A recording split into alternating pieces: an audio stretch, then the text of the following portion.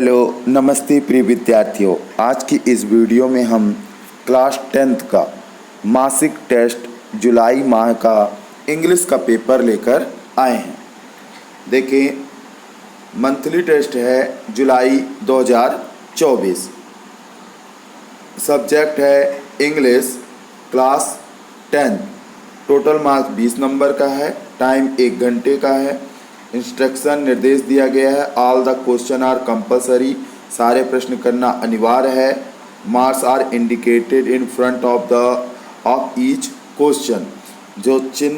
जो नंबर दिए गए हैं वह प्रत्येक क्वेश्चन के सामने अंकित किए गए हैं। Read the following passage and answer the question given below.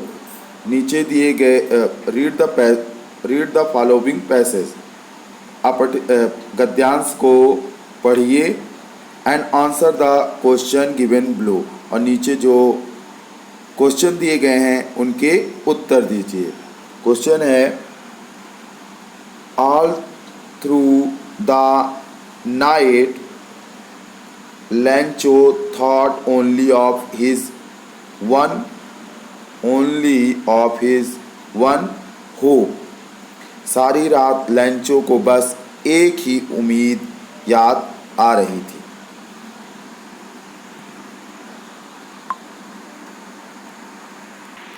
फिर से एक बार रिपीट कर देते हैं। All through the night लैंचो thought only of his one hope. कहा गया है, रात भर लैंचो अपनी एक ही उम्मीद के बारे में सोचता रहा। द हेल्प ऑफ गॉड, ईश्वर से मदद। whose eyes as he had been instructed see everything। जैसी शिक्षा उसे मिली थी उस हिसाब से ईश्वर की आंखें सब कुछ देख सकती हैं। ईश्वर की आंखें सब कुछ देख सकती हैं। Even what is deep in one conscious, यहाँ तक कि जो कुछ किसी के मन में है, जो कुछ किसी के मन के गहराई में है। लैंचो was an ox of a man working like an animals in the fields. वह भी, हाँ, लैंचो बहुत मेहनती था। वह जानवरों की तरह खेतों में काम करता था। But still he knew how to right,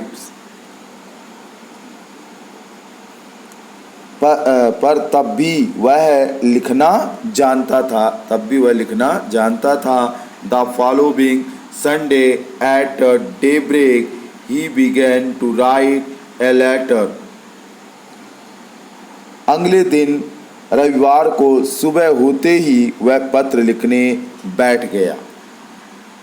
which he himself would carry to town and place in the mail, जिसे वह खुद ही शहर लेकर जाएगा और डाक में डालेगा। It was nothing less than a letter to God. वह ईश्वर के नाम का एक पत्र था और कुछ नहीं था। अब देखिए, इसमें क्वेश्चन पूछे गए हैं। क्वेश्चन है, पहला क्वेश्चन है आपका, what did लैंचो think about all through the night. कहते हैं कि लैंचो सारी रात क्या सोचता रहा। तो ईश्वर के बारे में लैंचो सारी रात सोचता रहा। द हेल्प ऑफ गॉड, कि परमात्मा उसकी मदद करेगा, ईश्वर की सहायता, ईश्वर उसकी सहायता करेगा। द हेल्प ऑफ गॉड, इसी के बारे में सोचता रहा। फिर अगला क्वेश्चन है, What does the phrase Lancho was an ox of man imply about his character? बोला लैंचो एक बैल जैसा आदमी था, वाक्यांश उसके चरित्र के बारे में क्या संकेत देता है? तो उसके बारे में यह संकेत देता है कि he was very strong and hard working. He was very strong and hard working, वह बहुत ही ताकतवर था और कठिन मेहनत करने वाला था। तो इसका आंसर हो जाएगा ए नंबर। ठीक है प्रिय विद्यार्थियों, आपको समझ में आ रहा होगा। अब आगे देखें दूसरे नंबर में।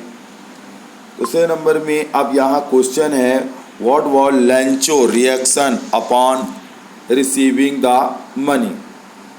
जब लैंचो ने पैसा रिसीव किया तो उसकी क्या प्रतिक्रिया रही? तो देखें इसका आंसर है कि लैंचोज रिएक्शन टू रिसीव मनी, जैसे ही उसने पैसा रिसीव किया, वॉज एंगर, वह बहुत गुस्से में था। Because he only receive 70 pieces instead of the 100, केवल उसे 100 में से केवल 70 पीसेस ही प्राप्त हुए थे। ही हैड रिक्वेस्टेड, जो उसने 100 की मांग की थी उसमें से केवल उसे 70 ही प्राप्त हुए थे। अब इसके बाद दूसरा क्वेश्चन है why were the 2 national anthems song. ठीक है ना, तो दो जो राष्ट्रीय सॉन्ग थे वे कौन थे, क्या थे? तो देखिए क्या थे, 2 नेशनल सॉन्ग क्यों थे? Why were the 2 national anthems song, वे 2 राष्ट्रीय गान क्यों थे? तो ये देख लें आंसर। तो यहाँ पर है इसका answer 2 national anthem were song as there were 2 communities, क्योंकि 2 समुदाय थे वहाँ। ठीक है, 2 नस्ल के लोग थे, 2 समुदाय के थे। One was of the white, इनमें से एक श्वेत थे, और and the other of the black, और एक काले थे, अश्वेत थे। अब इसके आगे चलते हैं। फिर इसके बाद एक क्वेश्चन है, ये आपका तीसरा नंबर, कि what does courage mean to Mandela. Mandela के अनुसार साहस क्या होता है? ठीक है, साहस क्या होता है? तो देखें, तो बताया गया है लैंचो, सॉरी यहाँ पर थोड़ा मंडेला वाला। अकॉर्डिंग टू मंडेला के अनुसार, according to Mandela, courage was not the absence of fear. उत्साह भय की अनुपस्थिति ही नहीं है, उत्साह भय की अनुपस्थिति नहीं थी, but the Trump over the Triumph over it, बल्कि उसके ऊपर विजय थी। फिर से देख लें, उत्साह भय की अनुपस्थिति नहीं थी बल्कि उसके ऊपर विजय थी। A brave man is not one who does not feel afraid but one who conquers that fear. बहादुर वह नहीं है जो डरता नहीं है, बल्कि वह है जिसने भय पर विजय प्राप्त कर ली है। अब आगे चलते हैं।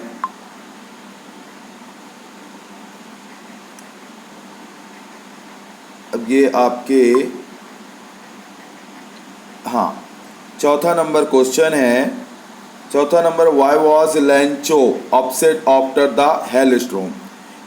बर्फबारी तूफान के बाद लैंचो क्यों दुखी था? तो इसका आंसर देख लें, वह दुखी क्यों था?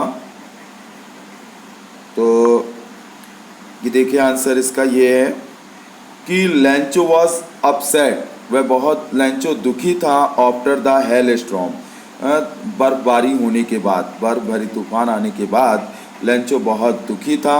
बिकॉज क्योंकि the hailstorm destroy his crop, क्योंकि बर्फबारी भरे तूफान ने उसकी पूरी फसल को नष्ट कर दिया था। And left him with nothing to feed his family for the year. अब इस वर्ष उसके परिवार को खाने के लिए कुछ भी नहीं बचा था, सब कुछ समाप्त हो गया था। अब आगे देखें। अब इसके बाद ये आपके चारों क्वेश्चन हो गए हैं। ये आपके दूसरे के चारों हो गए। अब तीसरे के 3 क्वेश्चन देखें। What incident change the poets mood in the poem. तो किस घटना के कारण कवि का मूड चेंज हो जाता है, मन मस्तिष्क चेंज होता है, द डस्ट ऑफ स्नो के अनुसार आपको बताना है। तो इसका आंसर देख लें। तो इसका आंसर है, ये रहा ये answer. In the poem the dust of snow की पोएम के अनुसार द पोएट्स मूड चेंज, कवि का मस्तिष्क चेंज हो जाता है, मन चेंज हो जाता है। From dismay to enjoy when a crow shake snow on him while he is walking under a hemlock tree. जब कौवा जो है आकर हेमलॉक ट्री के ऊपर यानी धतूरे के पेड़ के ऊपर बैठता है और उसके बैठने से शेक यानी हिल जाता है पेड़ और उस पर बर्फ़ जमी होती है, वह बर्फ़ जब गिरती है एकदम मधुर धीरे धीरे सावर की तरह, तो उससे कवि का मूड चेंज हो जाता है। चलिए अब आगे देख लें। इसके बाद आपका क्वेश्चन है, how does the tiger terrify the villagers. कैसे जो बाघ है वह ग्रामीण वासियों को डराता है। तो कैसे डराता है ये देखें। तो the tigers terrifies the villagers by snarling around their houses. जो आसपास के घर होते हैं, जो जंगल के आसपास के होते हैं, वो ग्रामीण वासियों को वो डराता है। Their houses situated near the jungle, जो जंगल के नज़दीक होते हैं, ठीक है। तो द टेरिफाइज वह भयभीत करता है, them by the showing his white fangs and long Cobbs. वह अपने नुकीले दांतों से और अपने पंजों से वह उन्हें भयभीत करता है। अब आगे का क्वेश्चन है, लास्ट क्वेश्चन है, what do fire and ice stand for in the poem. तो यहाँ पर फायर और आइस का क्या अर्थ है, क्या लगाया गया है, फायर एंड आइस के अकॉर्डिंग आप बताएं। तो इसे देख लें। तो यहाँ पर अकॉर्डिंग टू द फ्रॉस्ट के अनुसार fire stand in the greed, यह लालच का प्रतीक है। कॉन्फ्लिक्ट टकराव का, फरी रोष का, क्रूलिटी क्रूरता का, लस्ट ध्वंस का, एंड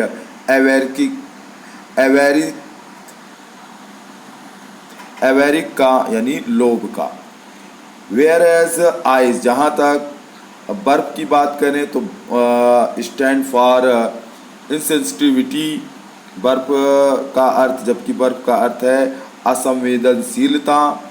कोल्डनेस ठंडापन, इंटॉलरेंस असहिष्णुता, इंडिफरेंस उदासीनता, रिग्रिडिटी यानी कठोरता, एंड हेट्रेड यानी नफरत से है। अब आते हैं चौथे नंबर क्वेश्चन में।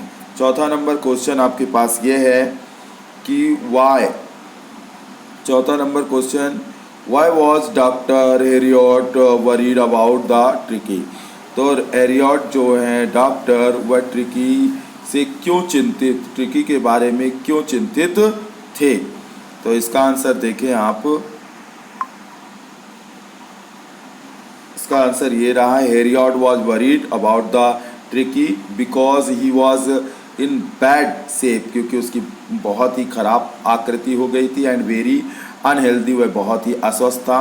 ही was a expecting the call from mister Pumphrey, वह जानते थे, वह उम्मीद करते थे कि वह पंपरी उन्हें बुलाएंगी, because he knew the dog would become sick soon, नहीं तो बहुत ही जल्दी यह कुत्ता बीमार हो जाएगा, due to his overeating habit, क्योंकि इसको खाने की बहुत ज़्यादा आदत लग गई है। और the expected call was the complaint, निश्चित वह उम्मीद कर रहे थे कि वह इसकी शिकायत करेंगी, कंप्लेन करेंगी। दैट ट्रिकी की डिड नॉट ईट एनीथिंग, और वह यही कहती थी कि ये तो खाता ही नहीं है anything, and was a vomiting, उल्टी भी करेगा, एंड पेंटिंग भी करेगा, उल्टी से। आगे देखें। अब अगला क्वेश्चन है इसका अगला क्वेश्चन है, इसी का अथवा है, what does the thief get from Anil in return for his work. ठीक है ना, तो जब चोर जो है, अनिल जो चोर है, वह जब घर को वापस आया तो उसे क्या कार्य मिला। तो देखिए इसका आंसर भी देख लें। तो ये है the thief, in the thief's story, thief की कहानी में हरी सिंह एक चोर रहता है, gets a place to live, उसे रहने के लिए घर मिल जाता है, अ फूड टू ईट, खाने के लिए भोजन मिल जाता है, एंड एन एजुकेशन, और शिक्षा भी मिलती है, from Anil in the return from his work. ठीक है, फ्रॉम अनिल जो है in return for his work, जब वह घर वापस आ जाता है। क्वेश्चन नंबर अगला जो है इसका है अथवा कही, why what doctor Herriot conflict that Tricki will be a hospital soon. क्यों जो है हेरियट जो है यह सोच रहे थे कि ट्रिकी जो है, डॉक्टर हेरियट ऐसा क्यों पूरा भरोसा था कि ट्रिकी बहुत जल्दी अस्पताल आएगा। तो इसका आंसर है the Herriot was confident that Tricki will soon be in the hospital, because he could जज from the looks of the dog that he is very sick. He knew that the dog was being overfed and given no exercise. तो doctor Harriet को पूरा भरोसा था कि tricky बहुत ही जल्दी अस्पताल आएगा, क्योंकि उसे कुत्ते की शक्ल देखकर ही पता चल गया था कि वह बहुत बीमार है। उसे पता था कि कुत्ते की ज़रूरत से ज़्यादा खिलाया जा रहा है और उससे कोई कसरत नहीं करवाई जाती है। तो ये हो गए आपके क्वेश्चन। अब इसके बाद इसमें ग्रामर में आ जाइए, फिल इन द ब्लैंक्स में। तो फिल इन द ब्लैंक्स में बच्चों आपका फिल इन द ब्लैंक्स में जो है, देखिए वुड यू लाइक, यहाँ पर लिखा हुआ है would you like coffee, would you like coffee, क्या आप कॉफ़ी पसंद करेंगे। जब भी विल और वुड से इंट्रोगेटिव सेंटेंस हो तो उसमें आपका शम लगता है, उसमें आपका शम लगता है। इसके बाद देखिए अगला number question, this is the book, यह एक किताब है, आई बॉट यस्टरडे, मैंने इसे कल ख़रीदा था। यहाँ किताब के बारे में बता रहा है, ठीक है, इसलिए यहाँ पर विच लगेगा। फिर डू आज डायरेक्टेड है, डू आई डायरेक्टेड में देखिए थोड़ा सा, तो इसमें जैसे है the tall man is my uncle, the tall man is standing in the corner, combine the pair of sentences into an adjective clause. तो एडजेक्टिव क्लॉज में दैट से यूज कर लें। तो इसमें पहले आप लिख लें, यहाँ तक लिख लेंगे द टॉल मैन, इधर तक लिख लेंगे, द टॉल मैन तक आप लिखेंगे द टॉल मैन। इसके बाद लगा दीजिए दैट, इसके बाद क्या लगा देंगे आप, दैट। इसे आप ऐसे कर लें,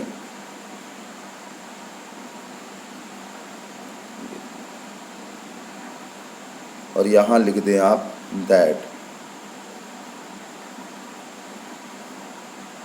क्या लिख देंगे, दैट, ठीक है। द टॉल मैन दैट, यहाँ तक आप मिटा दें, the tall man that is standing in the corner. और इसके बाद आप लिख देंगे is my uncle, is my uncle.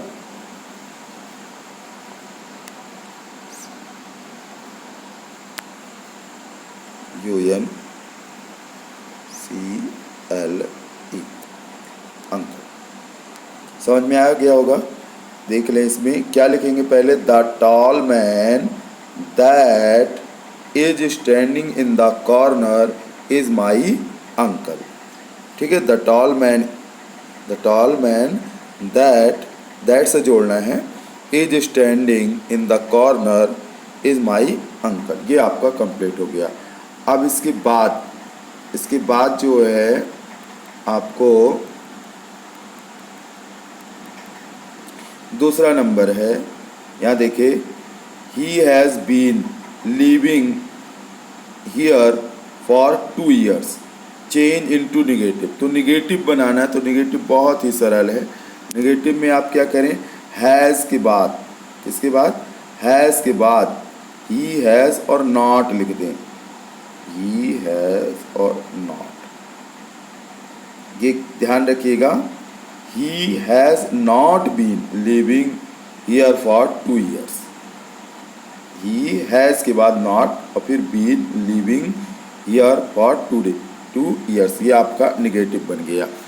अब इसके बाद पैराग्राफ है, जैसे लिखना है, right a paragraph on any one of the following topics in about 50 words में। तो यहाँ 3 में से किसी एक पर लिखना है, तो हम आपको तीनों का दिए देते हैं, जो भी आपको समझ में आए उस पर आप लिखिएगा। ठीक है, सेव द ट्रीज का, इम्पोर्टेंस ऑफ फेस्टिवल का और माई हॉबी का। तो देख लें इसे भी, ये आपका लिखा हुआ है। ये आपको, अब मैं इस पर ज़्यादा चर्चा नहीं करूँगा। ये आपका पहले नंबर में सेव द ट्री का है, इसे आप देख लें, पूरा लिख लें और याद कर लें। ठीक है, दूसरे नंबर पे आपका है इम्पोर्टेंस ऑफ फेस्टिवल, ये आप लिख लें, पढ़ लें, और क्योंकि बड़ा इन्हें बताने पर बहुत लंबी वीडियो हो जाएगी। और तीसरे नंबर पर है माई हॉबी, यानी मेरी रुचि। इस पर किसी का लिखा जा सकता है, आपको फुटबॉल में है, सिंगिंग में है, डांसिंग में है, ठीक है ना, जिस पर है, आपको गार्डनिंग में है, जिस टॉपिक पे आपको अच्छा लग रहा हो उस पर आप लिख सकते हैं। ये ज़रूरी नहीं कि यही लिखें। ठीक है, उम्मीद करते हैं ये वीडियो आपको समझ में आएगी और बहुत लाभ इससे आपको प्राप्त होगा। और इस पेपर को अच्छे से स्टडी करिए ताकि एनुअल में भी यह आपको बहुत काम आएगा। इसी उद्देश्य से आपको यह पूरा वीडियो बनाकर प्रोवाइड कराया गया है। तो थोड़ा सा आप भी इस वीडियो को ज़्यादा से ज़्यादा शेयर करें, लाइक करें, अगर नए हैं तो सब्सक्राइब करें। धन्यवाद।